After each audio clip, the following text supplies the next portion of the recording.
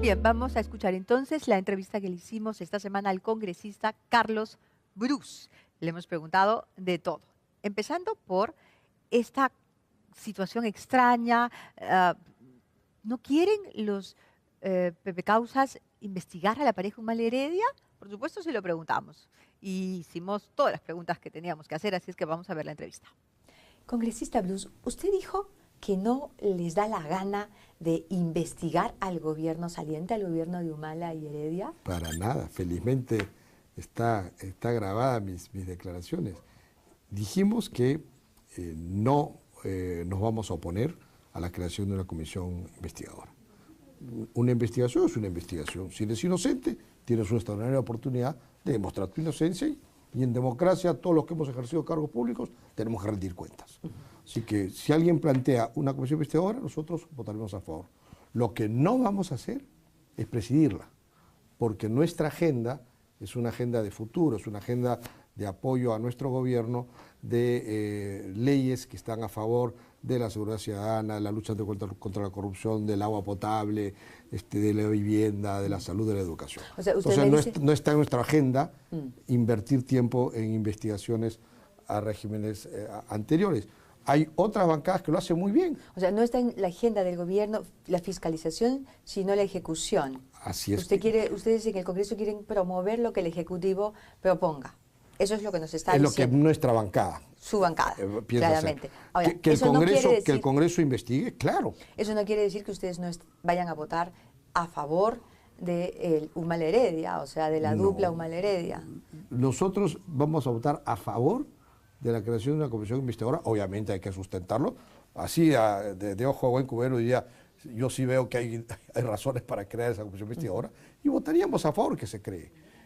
Pero no la vamos a presidir. Porque hay un clamor. Sí, claro, se tiene que investigar esta administración. Lo que pasa es que nuestros adversarios salen a decir, ¿pero por qué no la quieren presidir? Hay una alianza. Pero no la queremos presidir porque no nos da la gana de presidirla. Pues, si quisiéramos presidirla, nos criticarían igual. Ya ve, la quieren presidir justamente para protegerlos. No la queremos presidir. Que la presidan otra bancada que son muy buenos investigando. Es nuestra decisión no presidirla, pero sí apoyaremos su creación. Enumeremos las razones por las cuales debería crearse una comisión para investigar la administración Humala Heredia. ¿Qué le parece? Mira, en primer lugar, creo que cometieron un error en este secretismo en todas las compras del sector defensa, hasta los uniformes. Eso no está bien. Se lo dijimos en su momento. Hubo una votación, recuerdo, para derogar eso que perdimos. Yo siempre pertenezco a bancadas pequeñitas y pierdo votaciones todo el día, y eso es un error. Así que eso es algo que hay que investigar. Todas las compras hechas en el sector defensa, desde los aviones coreanos hasta el satélite francés, que curiosamente se compran... por los helicópteros rusos. Curiosamente se compran todos de países en los cuales el presidente, pronto expresidente, ha servido como agregado militar. Eso hay que investigar. Insisto, si todo está bien, el presidente Humala o el futuro expresidente tendrá oportunidad de demostrar que no actuó para nada de manera irregular. Y atrás de todo esto está toda esta sombra que dejó el tema de las agendas, que parece una especie de Coteva 2, ¿no? Donde que no es mi agenda, que sí es mi agenda, que no es mi letra, que sí es mi letra, que resulta que ya no es la letra de él, sino que el presidente asume que esas agendas él ordenó. Entonces eso deja un pésimo sabor, le llamo de Coteva 2, porque también hay una contradicción en versiones que eso deja la idea de que hay algo ahí raro. Entonces sí, han dejado mucha estela como para investigar. Claro. ¿Y el caso de Lavajato? Porque el caso de Lavajato no se ha concluido, se inició, pero todavía cojeando en esta última legislatura, pero no se ha concluido. Mira, yo estuve en Luxemburgo en la reunión de las Naciones Unidas contra la Corrupción, porque yo presido el capítulo peruano de GOPA, que es Grupo de Parlamentarios contra la Corrupción, es una organización mundial. El capítulo peruano lo presido yo, y hablé con el policía que había hecho la investigación de Lavajato, el que descubrió la casa esta de cambio encima de esta lavadora de autos, que le llaman Lavajato, ¿no? Ellos no van a colaborar con el Congreso, ellos van a colaborar con la Fiscalía. lo cual es normal. Y la razón es que en Brasil empezó todo por el tema, este policía nos contaba que ellos pensaban, había unos movimientos raros de dinero entre Curitiba y Sao Paulo, y ellos pensaban que era un tema de evasión de impuestos. Entonces intervienen en esta casa de cambios, capturan al fulano que después se convirtió en colaborador eficaz, y como buen policía le dijo, ya sabemos todo lo que has estado haciendo, confiesa. Claro. Y si no confiesas, tú te va a ir mal. Y él esperando que empiece a hablar de un tema de evasión de impuestos, y empieza a hablar Petrobras, Odebrecht, OAS, bla, bla. Entonces me dice, tuve que mantener la serenidad para no tener cara de sorprendido. Y hablaba, dijo, yo le decía, todo eso ya lo sé, ¿qué más tienes? Y por supuesto era mentira, no sabía nada. Entonces, claro, y ahí en Brasil se descubre el nexo entre todos estos pagos y congresistas. Y la razón es que los congresistas del partido de gobierno tienen aparentemente el poder de nombrar a los directores de Petrobras y a algunos funcionarios de Petrobras, que a cambio de eso aparentemente les daban una cantidad de dinero. Por eso que hay muchos congresistas que también han terminado siendo detenidos, congresistas y excongresistas. Entonces, para el centro de la investigación de Lava Jato, la desconfianza hacia congresistas es muy alta. Entonces yo le pregunté, y hay una comisión del Congreso, me miró como diciendo, mira, cualquier cosa trae la Fiscalía. Claro. ¿No? Entonces el Congreso... Por otro lado es más efectivo. Y así. Entonces creo que en el Perú... El Congreso se encargará de pronto de hacer las investigaciones de los políticos que vayan a resultar de la investigación fiscal. Pero en este tema de Lava Jato, creo que es la Fiscalía de la Nación Peruana la que tiene más posibilidades de poder conseguir información fehaciente de la Fiscalía de Brasil, inclusive que la Fiscalía de Brasil actúe como una especie de intermediario para conseguir que haya algún colaborador eficaz que empiece a hablar del caso peruano. El otro tema es el BRAEM, es decir, estamos revisando las razones de la comisión que debería investigar Humala Heredia, la pareja Humala Heredia. Muy bien, el caso del secretismo y las armas compradas bajo el rubro de secreto. Armas, millones, que además se ha incrementado millones de millones. Que más ha comprado armas, seguramente muy bien, el país la necesitaba de repente, pero en toda esa cantidad de inversión en medio de un secretismo, mira, mejor junto a un fósforo prendido con gasolina y ya sabemos qué va a pasar. Luego tenemos el caso de Lava Jato, que irá por el lado de la Fiscalía, el caso de las agendas, que ha tenido un buen trabajo en este Congreso, ¿no es cierto? Pero también está el caso BRAEM. En el BRAEM se han perdido, se han robado una gran cantidad de dinero que estuvo destinado al trabajo de inteligencia, que es fundamental para terminar con esta lacra del terrorismo que le sirve de mano distractiva, ¿no es cierto?, de brazo distractivo más bien a los narcotraficantes del BRAEM. Esa denuncia le ha golpeado tanto al gobierno que han ordenado perseguir y denunciar por traición a la patria a Rosana Cueva y a su equipo periodístico. En las últimas semanas de su gobierno. Es la torpeza más grande. O sea, uno puede explicarse, o son muy torpes, o realmente Rosana Cueva ha agarrado una vena. Claramente. Que tenían que actuar de esa manera, no importa que sean sus últimas semanas de gobierno. Han agarrado una vena, ahí hay mucho dinero que se destinó con el sello de secreto para supuestamente hacer inteligencia, una inteligencia que no se ha hecho porque hace 2 años y medio no hay resultados. Eso es, ¿no? Y se ve claramente cómo este general a quien le piden su versión, que fue hace meses atrás, no dijo nada, que eso era secreto.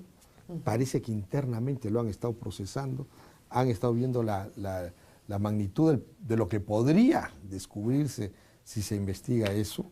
Y terminan actuando legalmente contra una periodista, cosa que este gobierno no había hecho.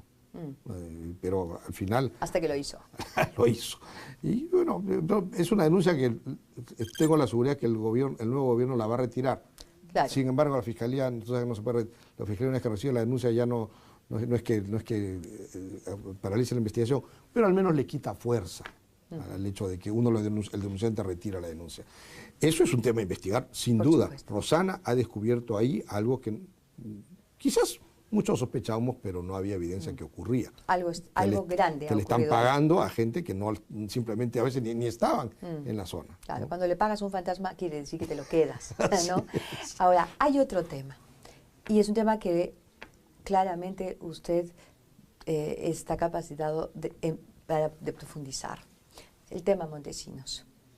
Vladimiro Montesinos tiene una sentencia de 25 años, las otras son sentencias menores. Ya tiene 16 años, va a tener, si no 15, en prisión. Es probable que, acogiéndose a los beneficios penitenciarios, Vladimiro Montesinos salga de la cárcel durante la gestión de Pedro Pablo Kuczynski, en 2 años, 2 años y medio, 3, ¿no es cierto? Entre tanto, durante los últimos años, por lo menos desde el 2013, Vladimiro Montesinos ha estado teniendo unas gollerías que solo el INPE puede habérselas otorgado. Una suite en lugar de una cárcel, de una celda, un televisor, cable, teléfono celular. ¿Cómo es esto posible? ¿Quién ha estado detrás de las gollerías a las que Montesinos ha tenido acceso? Eso se tiene que establecer, se tiene que investigar. Se fueron transformando las celdas y ahora recién hemos visto en televisión una celda suite. Así es. Hay que ver si es responsabilidad exclusiva del INPE, qué responsabilidad la tiene, y si hay alguna responsabilidad de la Marina o no, o la Marina simplemente respondió a órdenes del INPE. Entonces, eso es otro tema que hay que investigar. Y fíjate aquí la gravedad del hecho de que en el Perú no tenemos acumulación de penas, ¿no? De que gente que hizo tanto daño y responsable hasta de vidas humanas puede salir libre porque solamente se acoge a la pena más alta y no a todo el daño adicional al que hizo. Y eso no solamente me refiero para actos de corrupción, también para lo que es delincuencia común. Nosotros tenemos como propuesta central el que las penas se acumulen, que el juez pueda disponer que esta sentencia es con penas acumulativas para que de esa manera no se escondan entre un solo delito y no importa el resto. Inclusive Fujimori se declaró culpable de los demás delitos porque ya no importaban, ya no se le acumulan las penas. Y tenemos casos de exterroristas, personas corruptas, que pronto salen porque no hay acumulación de penas. Claro. ¿Qué hacemos con la investigación a Montesinos o al caso Montesinos? Porque allí usted dice el penal está custodiado por la Marina. Sí, es cierto, está custodiado por la Marina, pero la administración depende del Ministerio de Justicia. Y aquí tiene que haber habido una orden de muy arriba para que Montesinos pueda tener teléfono celular. Sí, así es. Es un tema a investigar, no cabe la menor duda, ¿no? Y estamos hablando de más de 2 años en poder. Un hombre que tiene todavía videos de gente a la que puede extorsionar en su poder, porque usted pregunta a todos los fiscales que participaron en el proceso de Montesinos y todos le dicen que nunca se encontraron todos los videos. Y este señor usando el teléfono, hablando con quién. Este gobierno ha tenido que ver con esas decisiones y eso se tiene que responsabilizar. Definitivamente el nuevo ministro de Justicia de ninguna manera va a tener que cargar con las cosas que se hicieron hacia atrás. Hay que trazar una raya muy clara. Acá se especula que tenemos una alianza con Humala. El señor Humala no va a tener ni un voto en el siguiente Congreso. Así que nosotros aliarnos con Humala, mejor me alío con un fantasma, con una sombra, porque no tiene sentido una alianza con él y menos aún nosotros enfrentándonos a la opinión pública para defender al señor Humala. Fernando Zavala tiene experiencia. Ha sido ministro junto con usted. Así es. En la época del expresidente Toledo. En realidad, allí fueron ministros juntos Pedro Pablo Kuczynski, usted y Fernando Zavala. Bueno, en realidad, yo ya no llegué a ser ministro con él, pero él estuvo mucho tiempo de viceministro de Pedro Pablo Kuczynski. Lo veía mucho en el Consejo de Ministros, porque cuando Pedro Pablo lo hace en primer ministro, fue el lío de Fernando Olivera, yo renuncié al gabinete y ahí fue donde Fernando Zavala lo ascendieron de primer ministro a ministro. Ajá. ¿Y cómo era con la plata? Los titulares de las distintas carteras se quejan mucho. Que es normal. Del ministro de Economía, quien a su vez depende de su viceministro de Hacienda, ¿no es cierto? ¿Cómo era Fernando Zavala? Fernando Zavala, curiosamente, era una persona muy difícil con la cual poder pelearse, porque tenía un carácter muy afable. Y era la curiosa mezcla de un viceministro que te decía no, pero que tú no encontrabas la forma de poder pelearte con él, porque lo hacía de una manera muy, aparte de racional, muy simpática. Era una persona que no tenía malos modales, era es muy carismático. Sí, entonces tenía mucho ese manejo personal, digamos, que es muy útil, no solo en la política, en cualquier aspecto de la vida humana, ¿no? Es una muy buena descripción para alguien que va a ocupar un cargo tan importante como el de primer ministro, que es un cargo más político que técnico, ¿verdad? Sin duda. Y además que a él le va a tocar la responsabilidad, de acuerdo a la Constitución, de coordinar con el Congreso. Y en un Congreso adverso como el que tenemos, donde no tenemos mayoría, es también tus cualidades personales tienen que salir a relucir mucho. Exactamente. Vamos al Congreso. Ustedes se quedan todos en el Congreso. Ninguno va a ser nombrado ministro, por lo menos en esta primera etapa. Bueno, es lo que ha dicho el presidente electo, que es lo que él desea.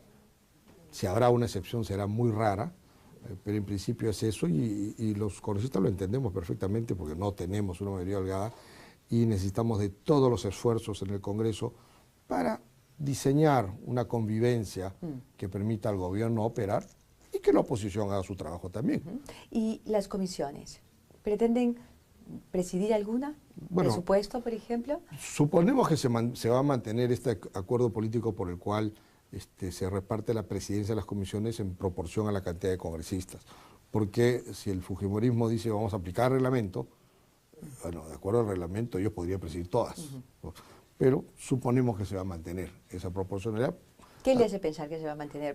Porque Keiko lo ofreció, en un debate lo ofreció. Entonces, si eso se mantiene, nosotros nos tocarían 3 comisiones para presidirlas. ¿Y cuáles serían, digamos, de su interés? No personal, sino del partido. La Comisión de Presupuesto, por lo general, la preside el oficialismo. Y por una razón muy sencilla. Es la única comisión donde el proyecto de ley del Ejecutivo, si el Congreso no la aprueba hasta determinada fecha, se aprueba automáticamente. Las otras 2 comisiones aspiramos que sean Justicia y Constitución, pero eso está sujeto a negociarlo con las otras bancadas. Esperamos por el bien del país que los enconos últimos terminen, sí. ¿No es cierto? Ustedes son capaces de tender la mano. Tanto el Congreso, el Ejecutivo, el oficialismo como la oposición, tenemos que demostrarle al pueblo que somos capaces de funcionar, capaces de brindarle resultado a la gente.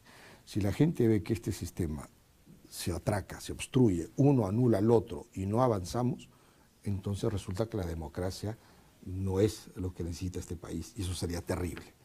Entonces estamos seguros que después de esta hinchazón inicial, lógica y humana, y además el perder una elección por solo 40.000 votos tiene que molestar. Si nos hubiera ocurrido a nosotros, nos hubiera molestado mucho.